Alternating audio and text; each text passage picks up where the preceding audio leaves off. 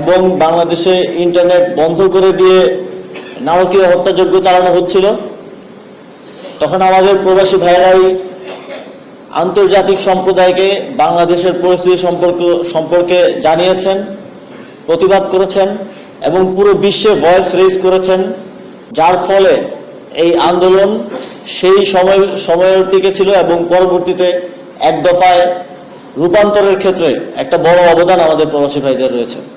আমরা প্রতিটা প্রবাসী বাংলাদেশের কোনো না কোনো কিছু জায়গায় ভূমিকা পালন করে থাকি, কিন্তু আপনারা যেই ভূমিকাটা ব্যবহার করে আমাদের প্রবাসীর জন্য আপনারা কি করছেন? কোনো কিছু করে কোনো সরকার বা কোনো দলমত শুধু আমাদের প্রবাসীদের ব্যবহার করতে জানে, কিন্তু প্রবাসীদের যে কোন জায়গাটা সুবিধা অসুবিধা সেইটা তো আপনারা কখনো শোনার চেষ্টাও করে না, বোঝার চেষ্টাও করে না। শুধু মাইকে ভাষণ দিলেই কি প্রবাসীদের সব সমাধান হয়ে যাবে? আপনারা কোনো প্রবাসীদের একটা কোনো কিছু করে দেখিয়েছেন? দেখান।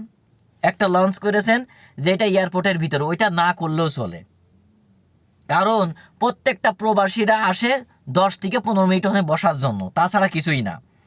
কিন্তু আমরা প্রবাসীরা বাইরে যে হেনস্থ শিকার হই, বিভিন্ন আপনার এম্বাসিতে গেলে ঝামেলার মানে শেষ নেই, সেইগুলো কি আপনারা চোখে দেখেন?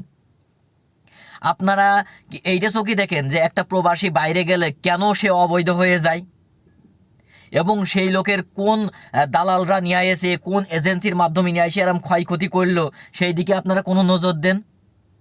আপনারা তো সবাই ধান্দায় থাকেন যে টাকাটা বাংলাদেশে পাঠাক, কিন্তু এই প্রবাস জীবনে যারা আসে তারা যে কত রকম মানে অসুবিধার মধ্যে পড়ে সেইটা কি একবার নজর দিয়েছেন? ধরেন আমি সৌদি আরবে রয়েছি, আমার সৌদি আরব সম্পর্কেই বলছি। যারা এই যে বাংলাদেশ থেকে 4 লাখ টাকা 5 লাখ টাকা খরচ করে এই সৌদি আরবে আসছে, ভারতের থেকে আসছে মাত্র হইলো 2 লাখ রুপি বা 2.5 লাখ রুপিতে আসছে, বা এর কমেও আসছে। তারা তো এই দেশে এসে এরম পালি মনে করেন যে বিভিন্ন দালালের খপ্পরে পড়ে না কেন? বাংলাদেশের লোক কেন খপ্পরে পড়বে? আপনারা সরকার থাকতে বা যে সরকারে আসে তারা এই পদক্ষেপটা নেয় না কি জন্যই? যে একটা প্রবাসী যে এম্বাসিতে ঝামেলা হবে, আপনার ওই জায়গাটা গেলে দালালে খপ্পরে পড়বে, এইটা সমাধানের জন্য আমাদের তো কিছু করবেন নাকি? আমাদের ভাইরা যে এই যে এম্বাসি গেলি কুকুরের মতন ব্যবহার করে এম্বাসির লোকজন, একটা পাসপোর্ট দিতে 6 মাস লাগে, অন্য জায়গায় অন্য দেশের পাসপোর্ট আসতে 1 মাসও লাগে না, কেন? এত অসুবিধা কেন হবে? এয়ারপোর্টে গেলে ঝামেলা এখন না, এয়ারপোর্টে গেলে ঝামেলা একটু কম হচ্ছে, এর আগে তো হয়েছে।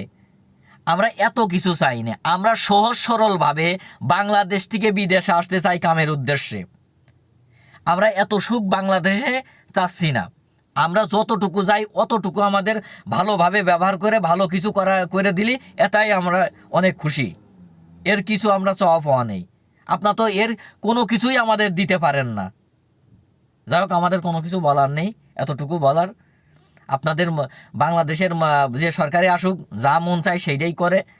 আমরা ভালো হওয়ার জন্য সব সরকারের মনে করেন যে দিকে যাই, কিন্তু কোনো সরকারই আমাদের দিকে তাকায় না। আসসালামু আলাইকুম।